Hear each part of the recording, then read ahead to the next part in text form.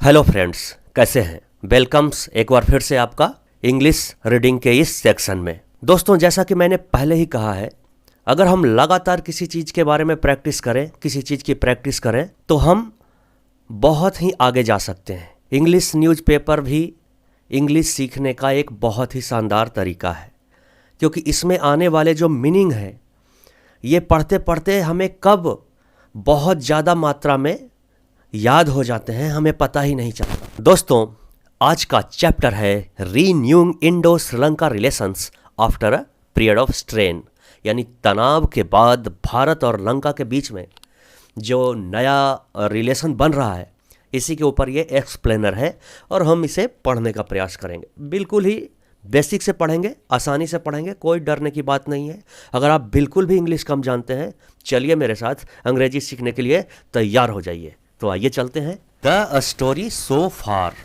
मतलब अब तक की जो स्टोरी है। श्रीलंका की राजधानी कोलंबो है, जैसा कि आप जानते हैं। तो श्रीलंका फॉरेन मतलब होता है विदेशी या विदेश, FOREIGN। तो श्रीलंका के जो फॉरेन मिनिस्टर हैं, उनका नाम है GL पेरिस। तो जो GL पेरिस थे, वो मंडे को सोमवार को मेट हिज काउंटर पार्ट मतलब अगर वो विदेश मंत्री हैं, तो इधर के जो विदेश मंत्री हैं अपने भारत के, तो जो अपने भारत के विदेश मंत्री यानी काउंटर पार्ट माने उनके समकक्ष, हिंदी में अगर कहें तो प्रतिरूप, समकक्ष। तो उनके जो समकक्ष हैं S जयशंकर, तो S जयशंकर विदेश मंत्री हैं भारत के।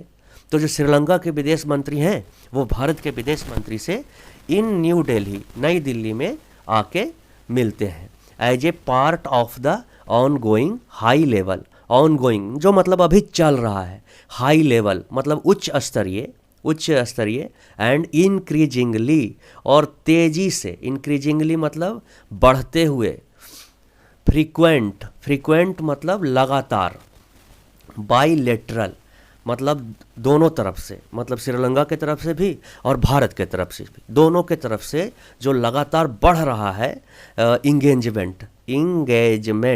इंगेजमेंट मतलब होता है आपकी दोस्ती।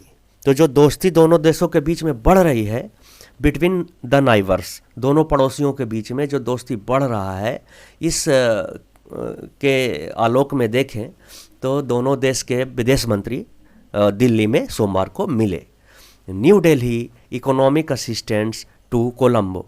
तो न्यू दिल्ली ने इकोनॉमिक मतलब जो अर्थ, पैसे से जो मदद है, असिस्टेंट्स माने मदद, तो न्यू दिल्ली ने मदद किया है कोलंबो को, यानी भारत ने कोलंबो को, श्रीलंका को मदद किया है। रिसेंट मतलब हाल फिलहाल के सप्ताह में। Has made a world of difference मतलब ये विश्व में परिवर्तन की बात करता है ये।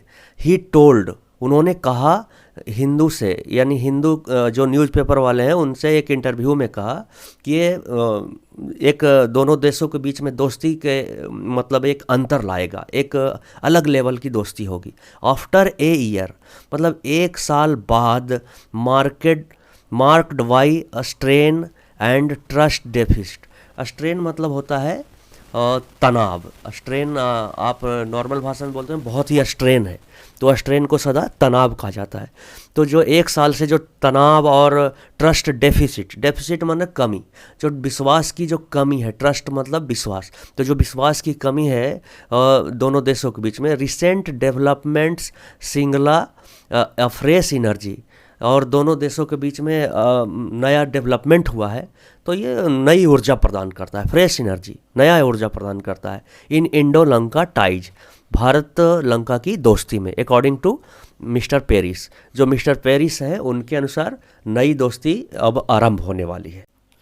अब बात आती है कि दोनों देश को बीच में जो दोस्ती बढ़ रही है, तो हाउ इज इंडिया हेल्पिंग, तो भारत हेल्प कैसे कर रहा है भाई? तो आइए देखते हैं।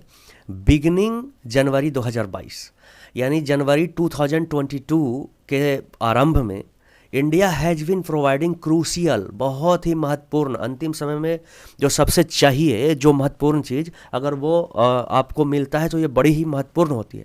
तो इंडिया हैज़ प्रोवाइडेड, भारत ने, India has been providing, Bharat provide कर रहा है क्रूशियल इकोनॉमिक सपोर्ट। श्रीलंका को इकोनॉमिक सपोर्ट की बहुत ज़्यादा ज़रूरत थी, इतना ज़्यादा कर्ज में डूब चुका है कि उसको इकोनॉमिक सपोर्ट की बहुत ज़्यादा ज़रूरत है।